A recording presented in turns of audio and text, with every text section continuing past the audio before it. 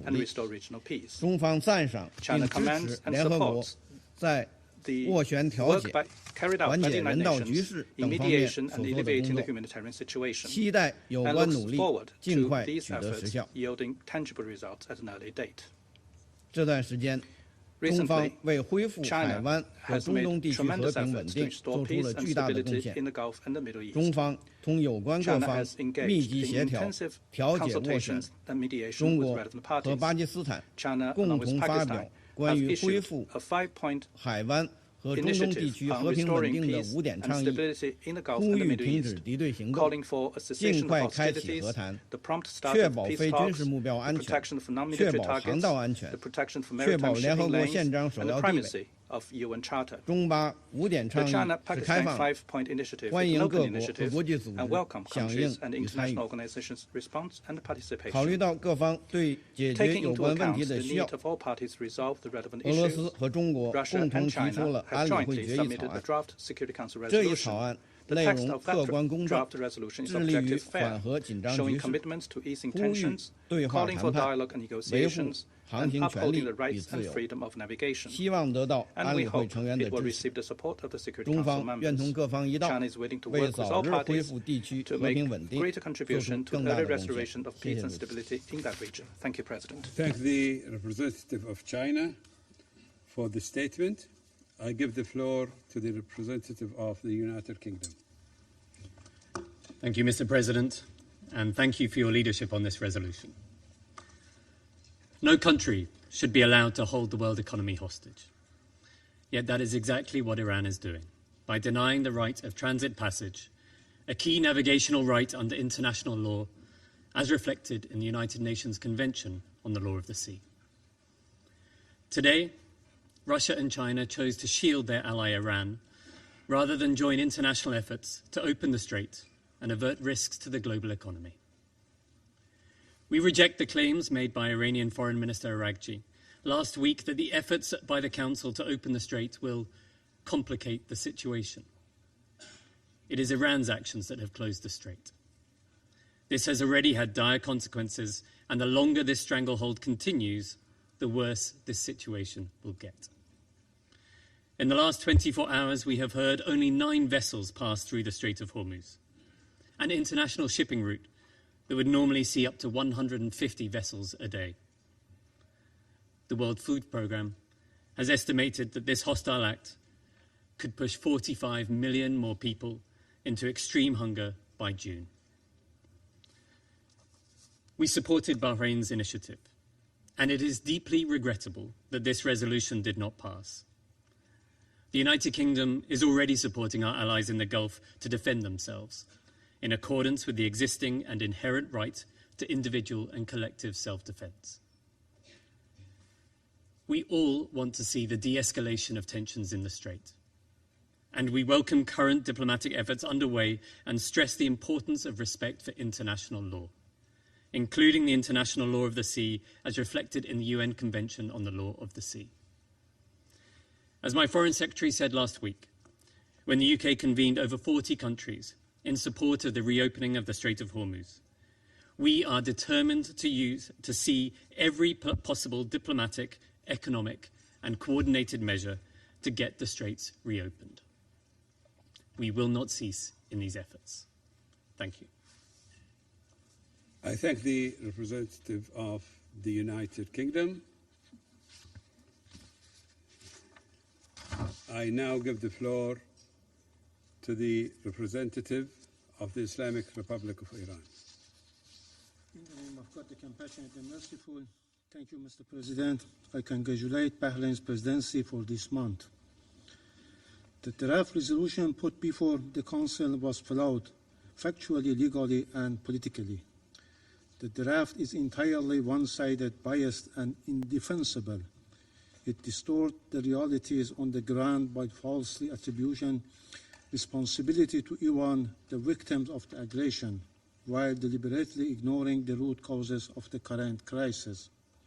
The text unjustifiably and misleadingly portrays Iran's lawful measures in the Strait of Hormuz, which have been taken in the exercise of its inherent right of self-defense in accordance with the UN Charter, as threats to international peace and security. At the same time, the text seeks to legitimize subsequent unlawful action by the aggressors and their allies under pretext of safeguarding freedom of navigation and maritime safety in the Strait of Hormuz and the Persian Gulf. Iran's lawful actions cannot be viewed in isolation from the broader context of ongoing aggression against its territory and sovereignty. Attempts to portray them as threat to international peace and security are therefore legally unfounded and devoid of any credibility. Mr. President, the objective of this draft is obvious: to punish the victim for defending its sovereignty and vital national interests in the Persian Gulf and the Strait of Hormuz, while providing political and legal cover for further unlawful acts by the aggressors. Had this draft been adopted, it could have opened the door to dangerously broad and abusive interpretation that could be used to justify further use of force and unlawful actions in clear violation of the UN Charter and international law. It is deeply regrettable that neither Resolution 2817 nor this draft nor the statement of certain Council's members contain any reference to the initiators of the aggressions or the destabilizing conduct in the region, as well as the root causes of the current situation. This clear omission reflects a persistent pattern to politicization and double standards with the Council. Let me be clear, this text would only embolden the United States and the Israeli regime to continue in their unlawful actions and atrocious crime while shielding from accountability. In substance, this was a United States draft introduced under the other names. Today, the President of the United States again resorted to language that is not only deeply irresponsible but profoundly alarming, declaring that, quote, "the whole civilization will die tonight, never to be brought back," unquote.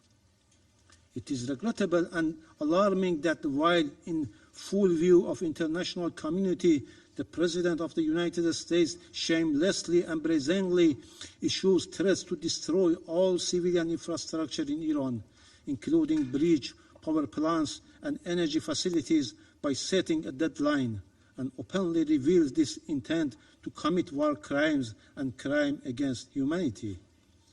The penholder of the draft resolution and its supporters have rushed to bring forward such an entirely politicized text for a vote. Its adoption would have set a dangerous precedent, normalizing the use of force based on the vague and unsubstantiated allegation, undermining the integrity of the UN Charter and highlighting the risk of the broader regional and international escalation.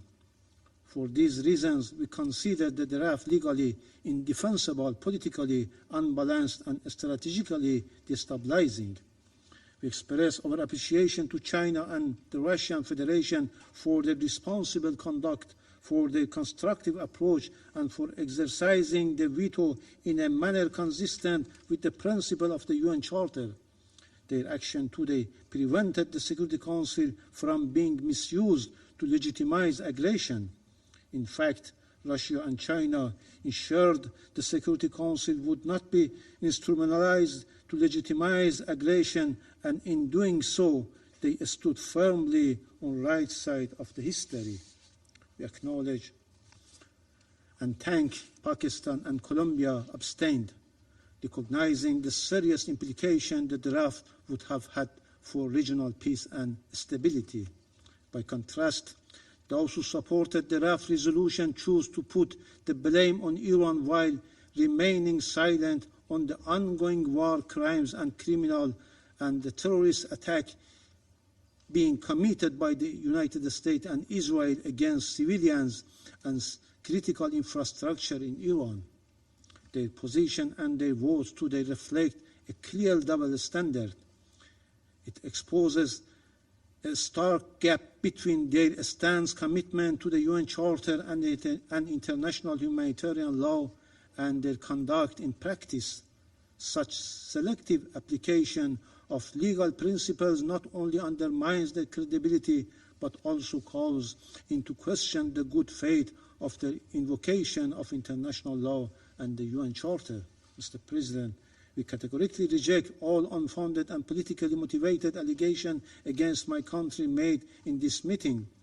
These claims lack any legal basis and serve only to divert attention from the realities on the ground, namely the illegal and savage war launched by the United States and the Israeli regime against Iran. Their purpose is clear: to whitewash the atrocious and war crimes committed by the US and Israel against the people of Iran, and to obscure and deflect from serious violation committed against the Iranian people. Having said, Mr. President, I would like to make the following points. First, the Islamic Republic of Iran, as a responsible state committed to the United Nations Charter and the international law, has consistently upheld freedom of navigation and maritime security in the Persian Gulf, the Strait of Hormuz, and the Gulf of Oman. For decades, the Strait of Hormuz has remained open to all vessels, with freedom of navigation and maritime safety effectively maintained. Currently, the Strait of Hormuz remains open. However, the ongoing unlawful and brutal war waged by the United States and the Israeli regime against Iran has created a dangerous situation that has directly affected maritime safety in the region. In accordance with its inherent right of self-defense, Iran has taken necessary and proportionate measures to prevent aggressors and their supporters from using the Strait of Hormuz for hostile purposes. As a coastal state, Iran has restricted passage for vessels linked to those acts of aggression in accordance with international law. Therefore, vessels associated with the aggressors don't qualify for innocent passage and will be treated in accordance with applicable legal frameworks. Non-hostile vessels not involved in or supporting aggressions may continue safe passage in coordination with relevant authorities in Iran. Responsibility for any disruption or escalation in this vital waterway lies with the United States and Israel, whose actions have undermined regional stability and endangered freedom of navigation. Lasting stability depends on ending aggression and fully respecting Iran's legitimate rights and interests.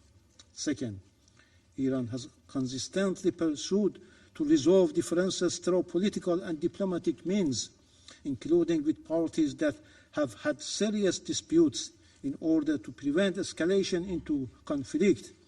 This unjustified and unwarranted war was imposed on Iran by the United States and Israel. In June 2025, Iran was engaged constructively and in good faith in negotiation when it was attacked on the basis of unfounded allegations concerning its peaceful nuclear program, allegations that were later followed by contradictory claims that such capabilities had already been destroyed. The current aggressions was likewise initiated by the United States and the Israeli regime at the time when Iran, for a second time, was actively engaged in negotiation, and an agreement was within reach. Once again, diplomacy was undermined and ultimately betrayed by the United States. Claims regarding Iran's nuclear program are baseless and unsubstantiated. For over 2 decades, the Israeli regime has repeatedly alleged that Iran is on the verge of developing nuclear weapons. Yet no credible evidence has been presented to support this assertion.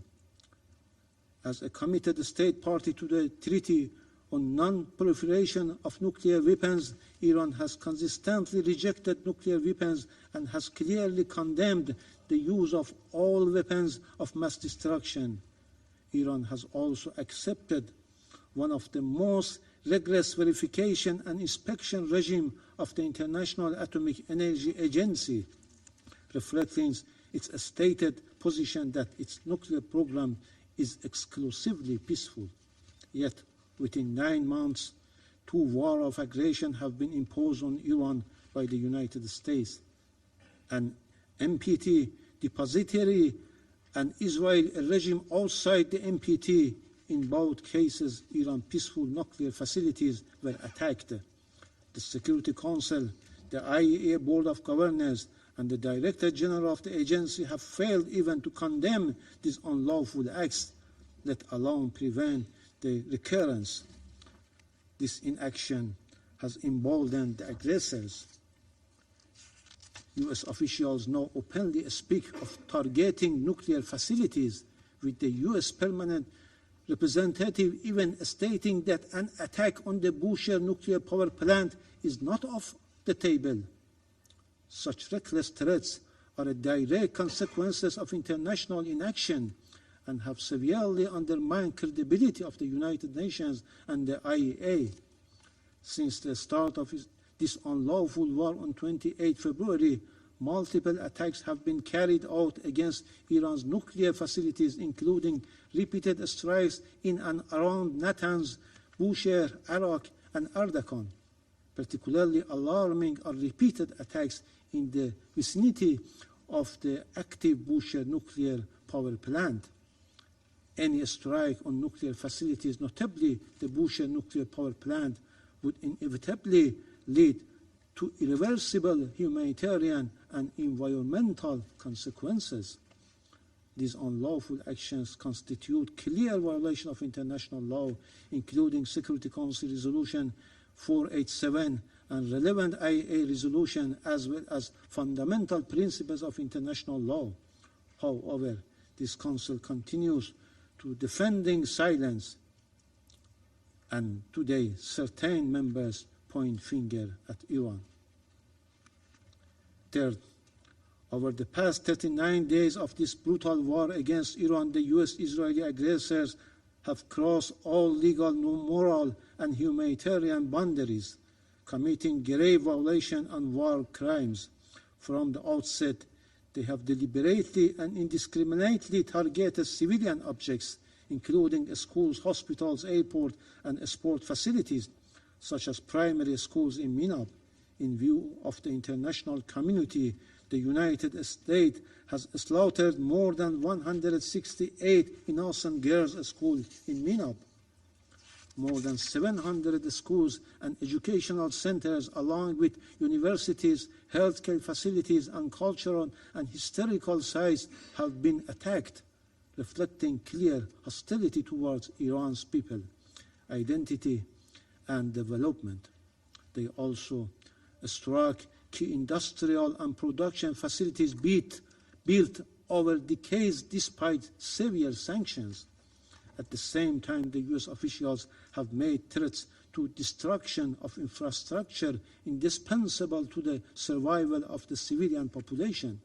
Such threats, including the US President's call for widespread destruction of essential civilian infrastructure, constitute incitement to war crimes and potentially genocide, and must be explicitly condemned under international law. Fourth, from the outset of this unwarranted and savage war on 28 February, the United States utilized military bases and facilities located in countries of the Persian Gulf region.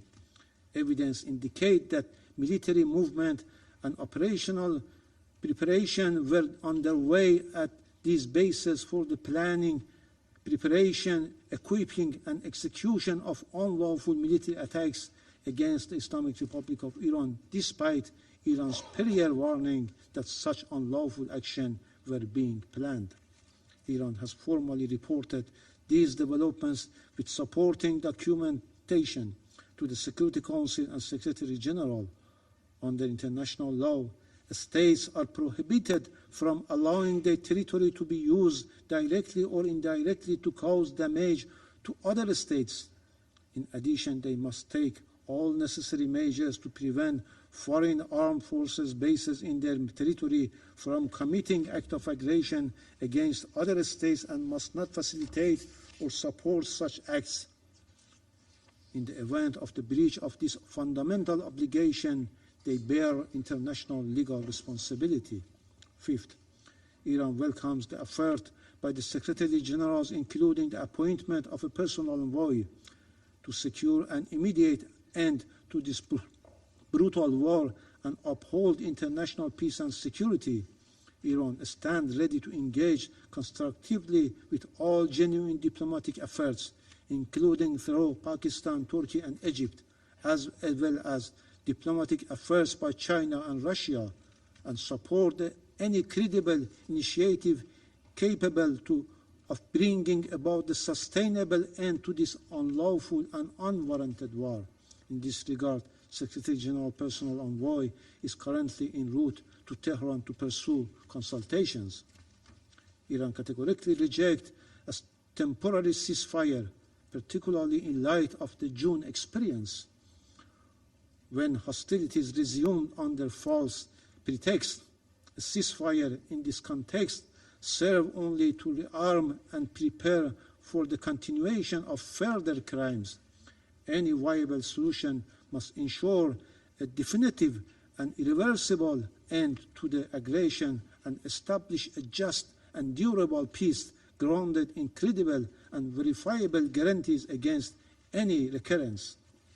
The United States and Israeli regime must bear full responsibility for harm and suffering inflicted upon Iranian civilians, objects, and critical infrastructure, and must be held fully accountable. Individual criminal responsibility for serious violation of international humanitarian law, including war crimes and crimes against humanity committed in Iran, must be pursued without exception in accordance with international law. The Security Council cannot remain passive. Instead of submitting a one-sided and politically motivated draft resolution, it must act to end this brutal war, demand the immediate and unconditional cessation of US and Israeli attacks, and take decisive measures to ensure accountability for all their violations. Finally, with regards to the United States President's explicit threat of massive war crimes and target and destroys Iran's critical civilian infrastructure, this threat constitutes a flagrant and egregious violation of the IHL and the most fundamental rules of governing armed conflict. The United States would bear full and undeniable responsibility for committing a manifest war crimes and a crime against humanity. Iran will not stand idle in the face of such egregious war crimes. It will exercise without hesitation its inherent right of self-defense and will take immediate and proportionate reciprocal measures. The Security Council regrettably has, from the very outset of this war of aggression against my country, failed to uphold its primary responsibilities for the maintenance of international peace and security. That failure does not and cannot deprive Iran of its lawful right to act. Iran's response is firmly grounded in international law.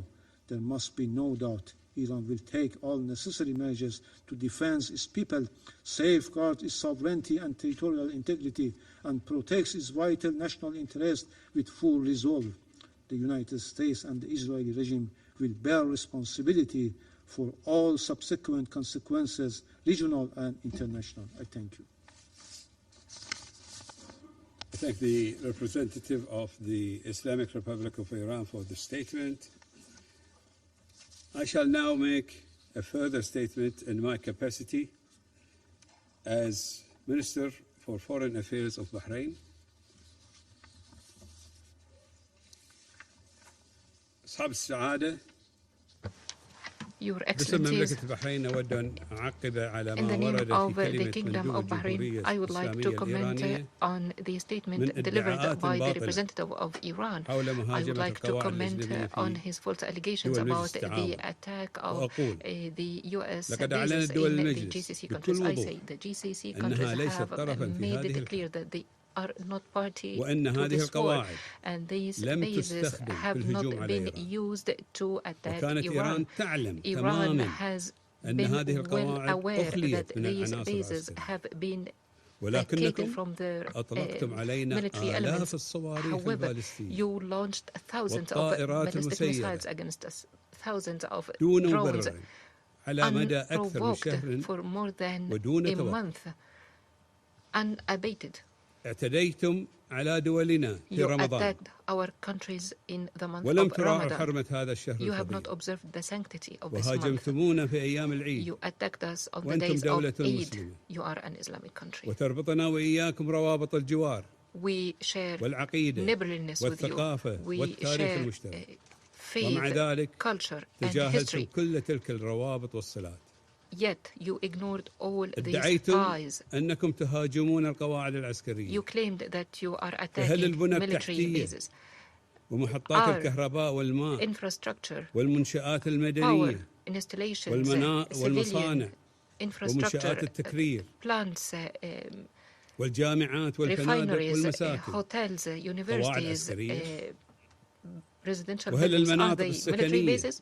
بمن فيها من Are the مواطنين residential ومقيمين neighborhoods من with all those نساء who live there, وأطفال women, وكبار السن children, قواعد elderly people? عسكرية Are they military bases? لقد انتهكتم ميثاق You الأمم have المتحدة violated والقانون the Charter الدولي of the UN, والقانون international الدولي law, الإنساني international humanitarian law, وقانون البحار law of the ومبادئ sea, حسن الجوار principles of good ولم تراعوا neighborliness. القيم You have الدينية not observed والأخلاقية the والإنسانية ethical, religious, ولم تلتزموا بقرار مجلس and الأمن moral رقم 2008 values. You have not observed 2817 Resolution وقرار 2817 مجلس حقوق الإنسان في and جنيف the Human Rights Council رقم Resolution L38 L38.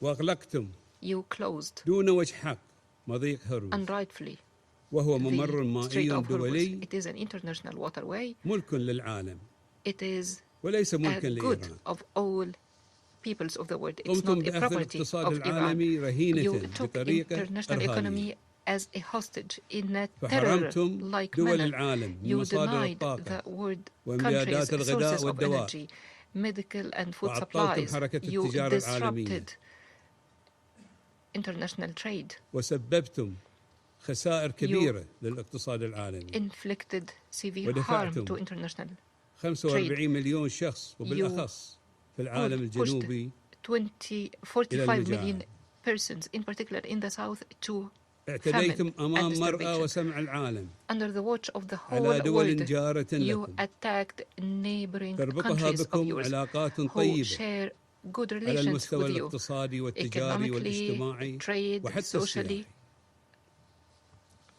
لقد تحلينا and في even دول مجلس politically. التعاون In the GCC بالحكمة countries, we والصبر adopted wisdom أمام هجماتكم and الصاروخية المدمرة patience in the face of the ولم destructive تطلق attacks by your missiles. دولنا Our countries have not رصاصة واحدة على إيران launched one single ولكن bullet against دافعت Iran. قواتنا الوطنية الباسلة However, our عن brave سيادتنا national وأمننا واستقرارنا forces defended our وحماية independence, مواطنينا sovereignty, and والمقيمين stability. They على protected أراضينا our citizens and ونمتلك those who are living in كل our الحق territories.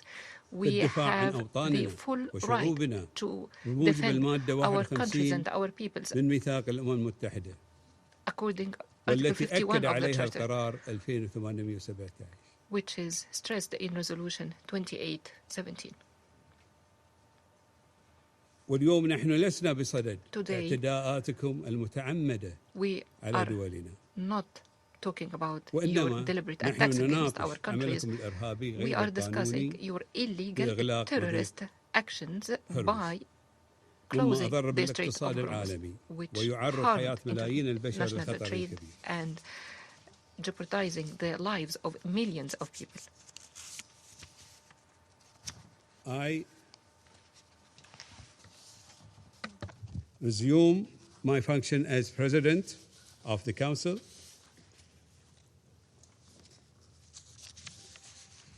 The representative of the United States has asked for the floor to make a further statement. Thank you, Mr. President. We heard a lot today. We heard from the ambassador from Iran a lot about their issues with this ongoing conflict with the U.S. But colleagues, that's not what this resolution is about today. This is not about Iran and the U.S. today. This is about Iran and the Gulf Cooperation Council and Bahrain and the world. And here, we also heard about some dangerous precedents, but here's what I want the world to understand in terms of the dangerous precedent that was just set today by opposing this good faith effort from the Kingdom of Bahrain and the Gulf countries to ensure their shipping can flow freely.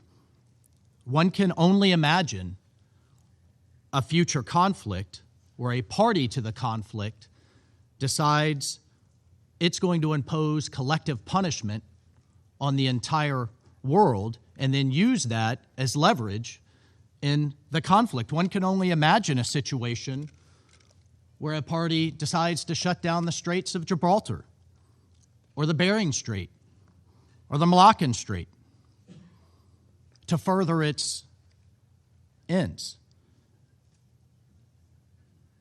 One can only imagine conflicts where a party decides to hold the rest of the world hostage because of a dispute. And colleagues, this is a situation the world cannot and should not live with, that the Gulf Arabs cannot tolerate.